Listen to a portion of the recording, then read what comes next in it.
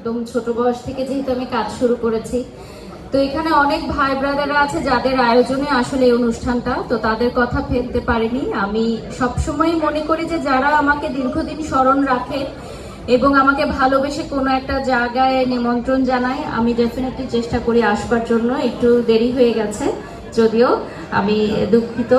আর আজকের এই অনুষ্ঠানটা আমার কাছে মনে হচ্ছে যে অনেকদিন পর সবার সাথে দেখা হলো, ভালো লাগছে।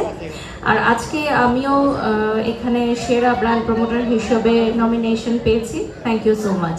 সবাই ভালো থাকবেন, সুস্থ থাকবেন। আসসালামু আলাইকুম। একটু তালি দেওয়া যায় না? আমাদের অ্যাডলক খান, ফ্যাশন কোরিওগ্রাফার, আমাদের প্রবাসী অ্যাডলক খানকে একটু মঞ্চে ডাকুন।